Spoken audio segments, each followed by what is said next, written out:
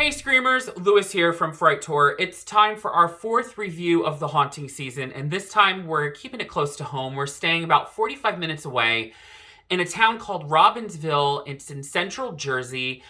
We find a new haunt. It was just added to the database 2 years ago, and oddly enough, to my surprise, when I asked the person behind the ticket booth how long they in fact had been open, I found out that they had been open either 5 or 6 years.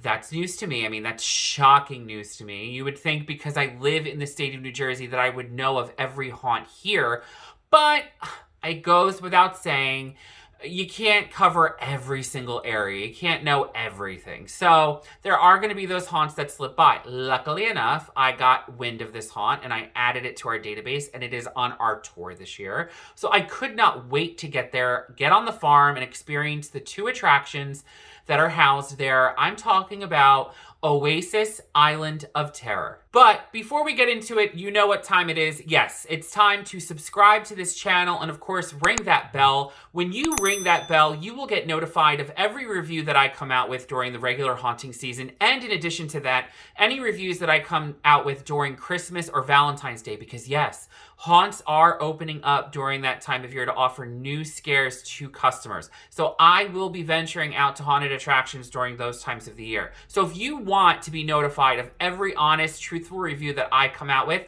it's time to subscribe and ring that bell. All right, so let's get right to it, shall we? Oasis Island of Terror houses 2 attractions, including a Blackout house and then the wooded trail called the Woods. Now, online, I could not find anything about this haunt. I was kind of going into it blind because I couldn't really find any reviews.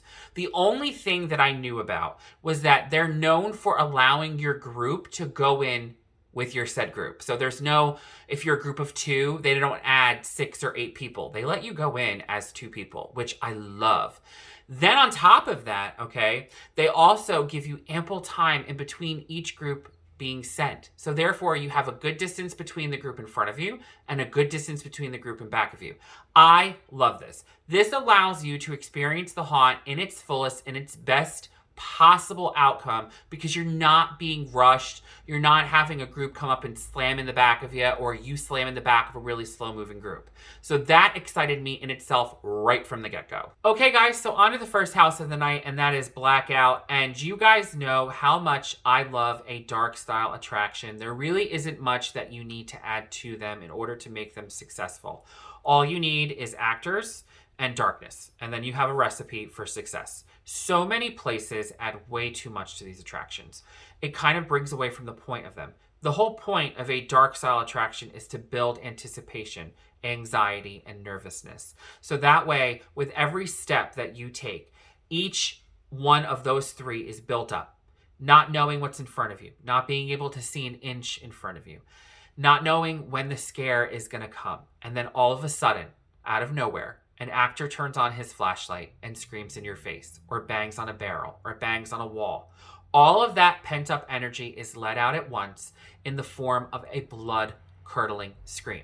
At least for me, that is what happens in these attractions, because I know the real point of them. It's not true fear unless you have a phobia of darkness, unless you don't like the dark, then it is truly scary for you.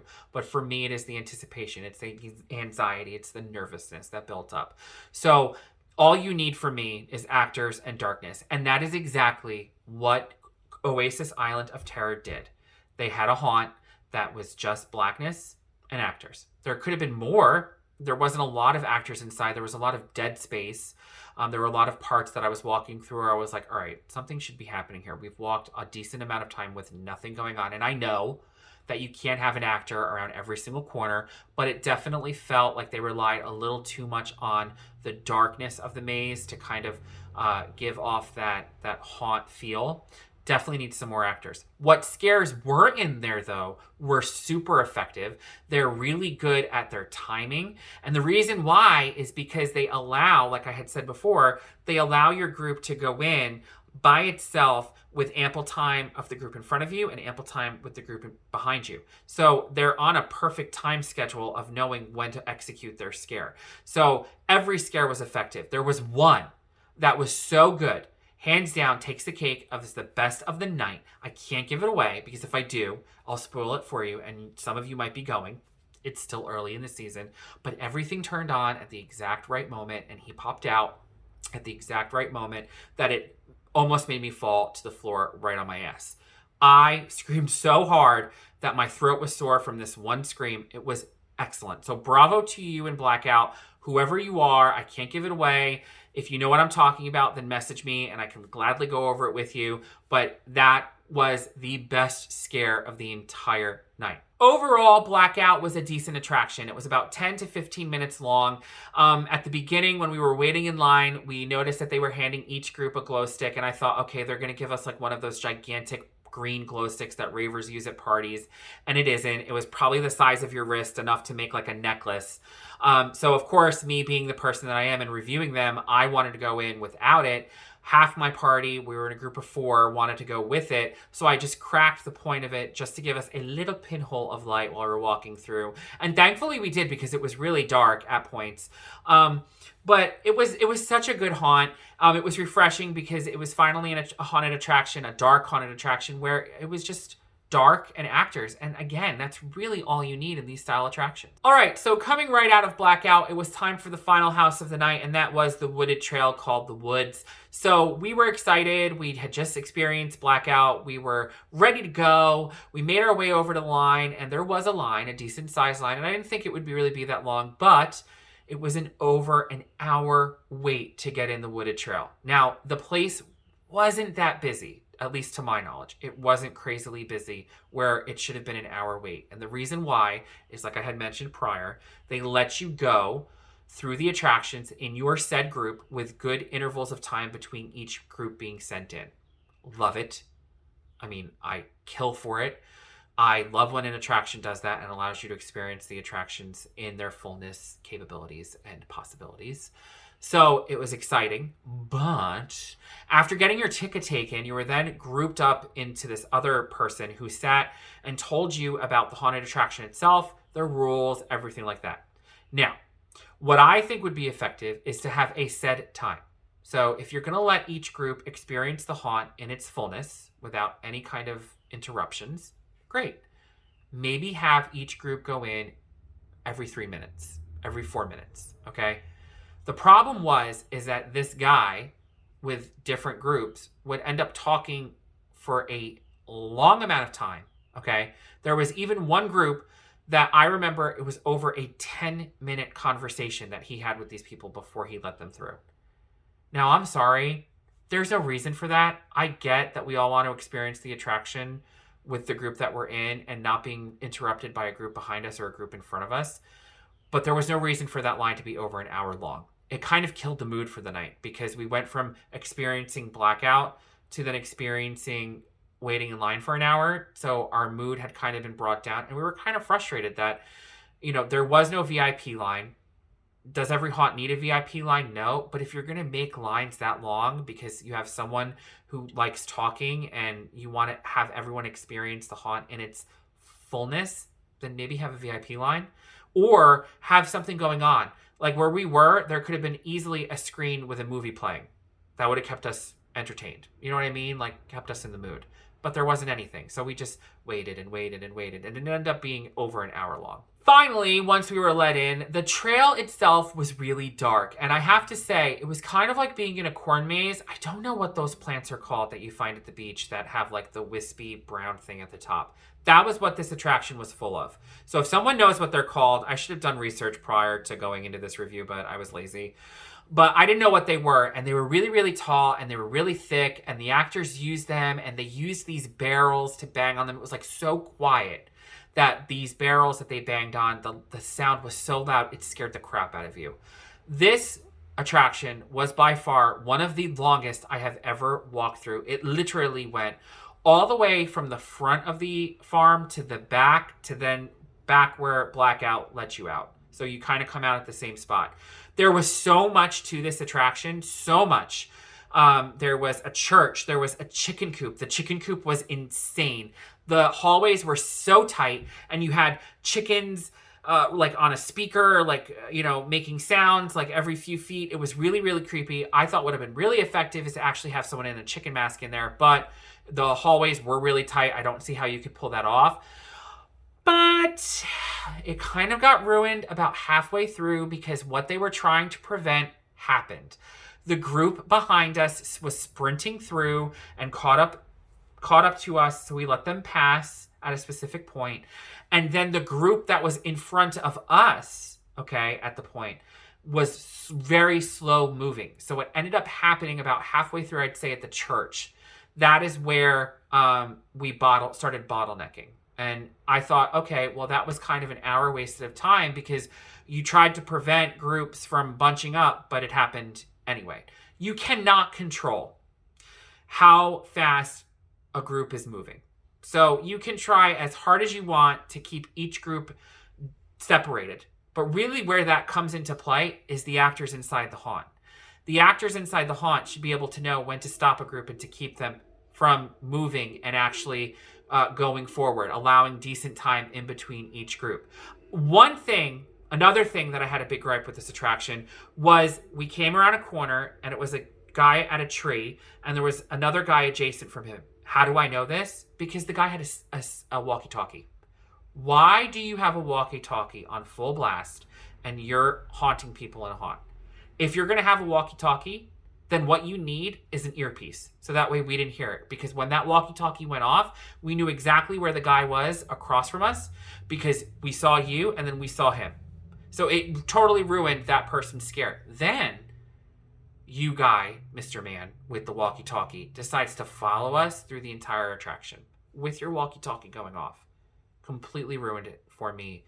Not entirely, because I think he fell off about maybe 3/4 of the way. But why were you following us? And why did you have your walkie-talkie on?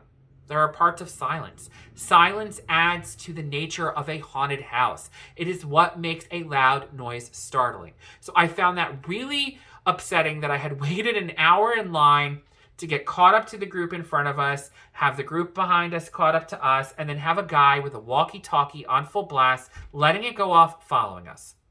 Yeah, I wasn't happy about it. At a point in the attraction, we came up to a place where you had to find your way out of a bunch of pallets and decrepit pieces of trellis. I grabbed one of the people that I was with and I said, let's go. We sped through that to get in front. And we maybe had about 2 minutes of attraction left after that.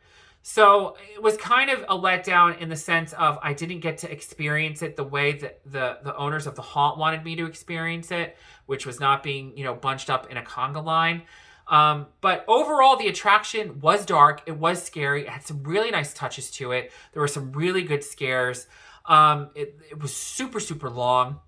There were parts where you were walking through, I don't know what those plants are called, but you're walking through those plants and they are super tall, super thick. So it kind of mimics corn.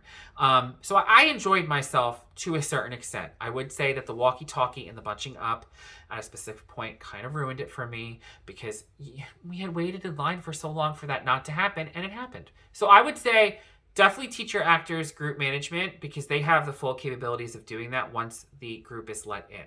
And please, if you're going to have walkie-talkies in a haunt, I know that you need them, especially if it's like a supervisor or someone who's in charge and they need to handle breaks or whatever. Give them an earpiece. Spend the money on the earpiece so that way it's not loud and obnoxious and gives off scares, because that poor guy, in the corner the entire night probably had every single scare ruined because the people on the walkie-talkie were not quiet.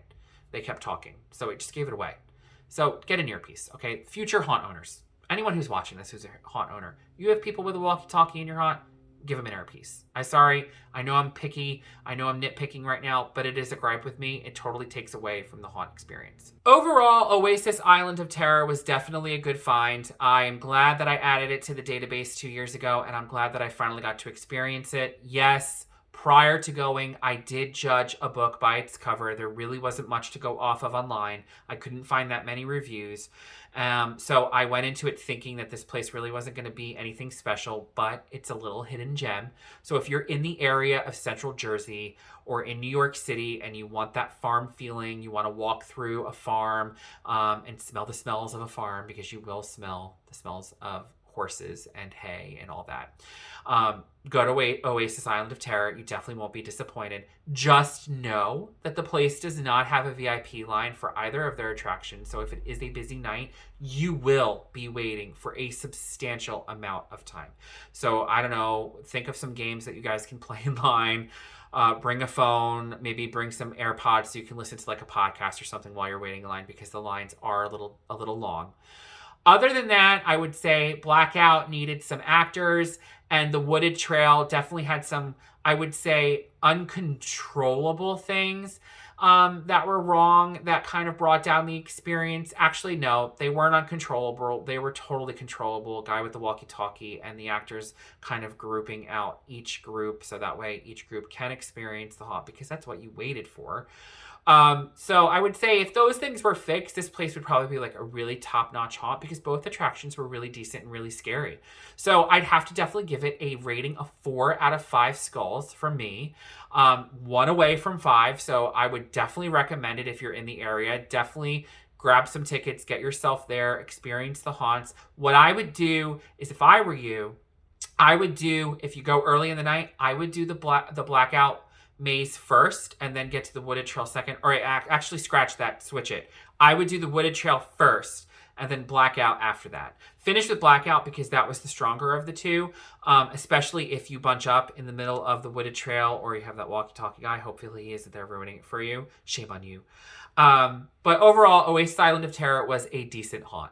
Okay, guys, so that is it for our 4th review of this haunting season, and we have a ton of more places to go. I am so excited to get back down to Maryland. I'm going to New York, Northern Jersey. I cannot wait to experience what's in store for me on this beautiful Fright Tour of 2021. You guys know what to do. Find us on Twitter, like us on Facebook, follow us on Instagram, and don't forget to subscribe and ring that bell to this YouTube channel so that way you are notified every single time I come out with one of these awesome reviews, especially if you love hearing me ramble and talk.